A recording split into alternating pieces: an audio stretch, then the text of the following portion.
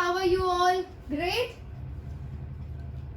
Good morning Komal, good morning Ramil, good morning Ekta, good morning Saksham, good morning Anuj Yadav, good morning Shabana, good morning Anita. Hello my dear students, how are you all? I hope you all are doing great. So yes my dear students, आज surface chemistry का आपका last session होने वाला है.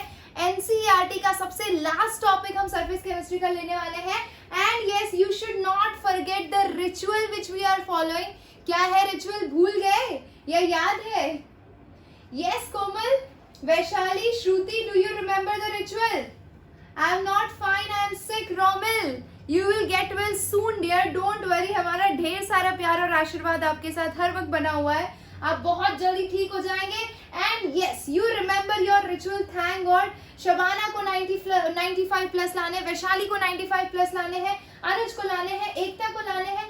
एकता, how are you? Ekta, are you cured? Dengue भाग गया या अभी भी आपके ब्लड में है? Anirudh, Zeeshan, great. So I think you all are excited to finish the chapter. Let me check once the camera is working properly. Yes. बिल्कुल भी वेरिएशन नहीं है जीटा पोटेंशियल में. तो if you can remember, हमने उसमें 2 लेयर्स पढ़ी थी. पहला लेयर कौन सा था बच्चा? फर्स्ट लेयर का नाम क्या था? फर्स्ट लेयर का नाम जल्दी से बता दीजिए कमेंट सेक्शन के अंदर. Fixed layer. Very good. Fixed layer जो होती है वो आपके सरफेस पर एब्जॉर्ब हो रही है. Again I will ask you one question. If I have a solution of AgNO3 and if I have a solution of Ki and I am going to mix them both, और मान लो कि Ki आपका axis quantity में है, तो आपका जो precipitate बनेगा वो Agi का बनेगा. अब ये Agi के सरफेस पे कौन सा आयन एब्जॉर्ब होगा? Let me know in the comment section. Quick. Very good Vaishali. तो I माइनस सरफेस पर एब्जॉर्ब होगा. करेक्ट. अब क्योंकि इस सरफेस पे I माइनस एब्जॉर्ब होगा, तो इस पूरे स्ट्रक्चर को मैं इस तरह से लिख सकती हूँ. Agi पे I माइनस एब्जॉर्ब होगा. Very good. Yes. So that first layer is known as your fixed layer. This is your fixed layer. अब क्या होगा? I minus is negatively charged. वो क्या करेगा? पॉजिटिव चार्ज को अट्रैक्ट करेगा. Yes or no? Yes or no? K को attract करेगा. Very good. K को अट्रैक्ट करेगा सरफेस पे, तो यहाँ पे K प्लस आयन क्या सेट करेंगे? ये लोग एक पोटेंशियल सेट करेंगे. ठीक है. और इस प्यारे से पोटेंशियल को क्या कहा जाएगा? हेल्महोल्ट्ज डबल लेयर भी कहा जाता है. और पोटेंशियल को कहा जाता है जीटा पोटेंशियल. जो दूसरा लेयर होता है वो आपका डिफ्यूज लेयर होता है या फिर मोबाइल लेयर बोल सकते हैं. और इन दोनों की पॉजिटिव और नेगेटिव जो पोटेंशियल डिफरेंस जनरेट हो रहा है उसे हम क्या बोलेंगे? Zeta potential. And that layer is known as diffuse layer और mobile layer. And it is also known as Helmholtz electrical double layer. किसी को कोई डाउट?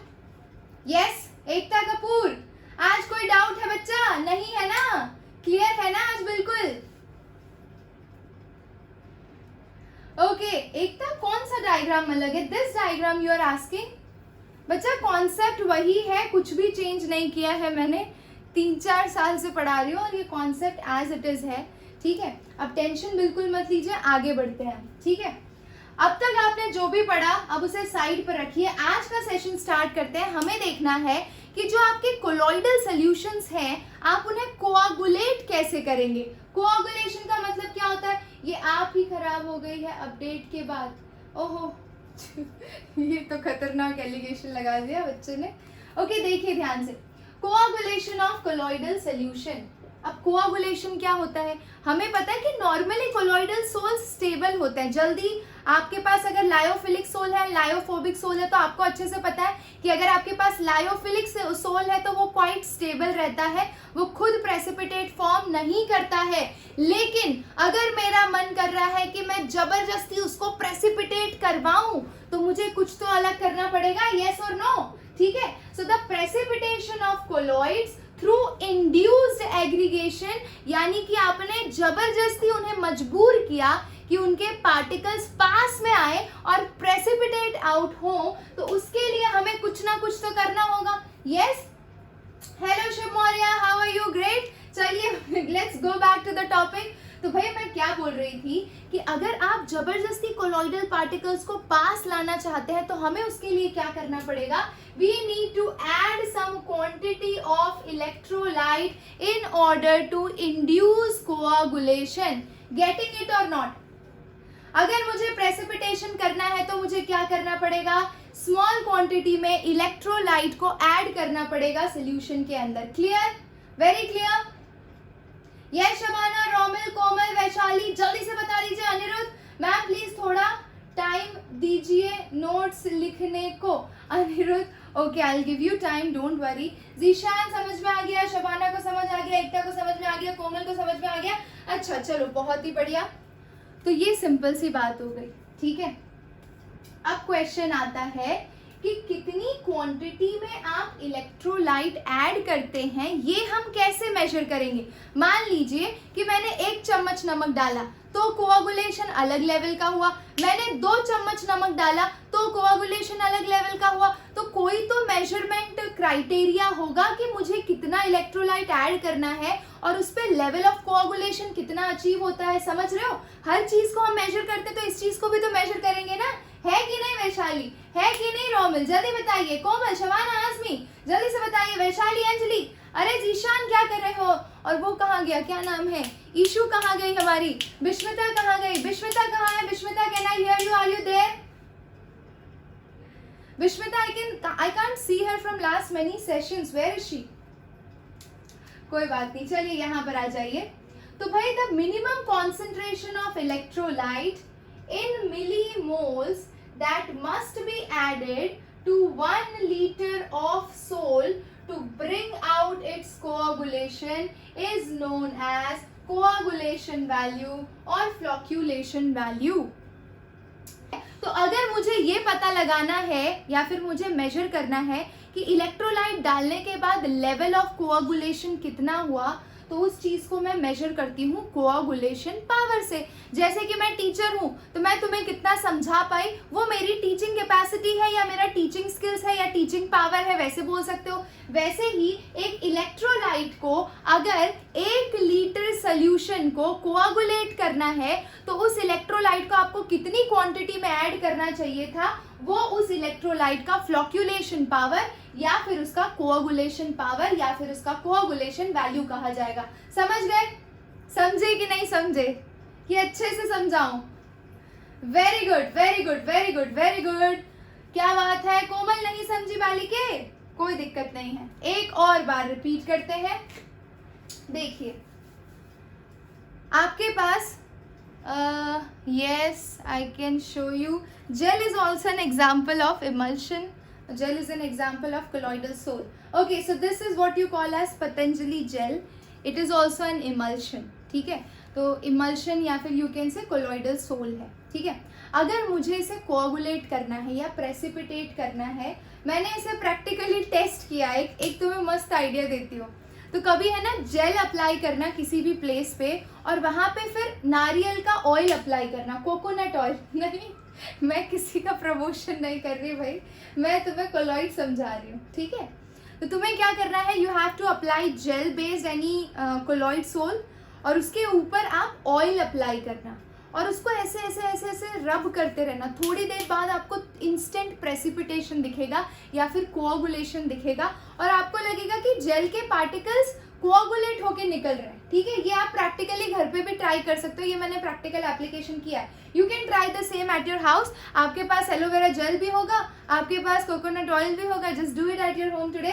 तो होगा क्या, मैंने क्या बोला कि जब आप एक जेल बेस्ड सब्सटेंस यूज करते हैं जो कि कोलॉइड है, मुझे उसका प्रेसिपिटेशन करना है तो मैं उसके अंदर स्मॉल क्वांटिटी में इलेक्ट्रोलाइट ऐड करूंगी.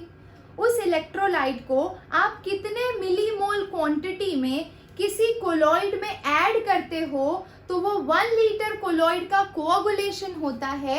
ये इस इलेक्ट्रोलाइट की कोआगुलेटिंग पावर है या फिर फ्लॉक्यूलेटिंग पावर है. उसकी पावर यही, इस चीज से हम मेजर करते हैं कि कितने मिलीमोल मैंने ये इलेक्ट्रोलाइट ऐड करने के बाद ये 1 लीटर का कोलॉइडल सोल कोआगुलेट हो गया. समझ गए. कोआगुलेशन क्या होता है बच्चा, मैं बताती हूँ. अलीश खान, कभी आपको ब्लड फ्लो हुआ है, हाथ से या कहीं से भी ब्लड निकला है?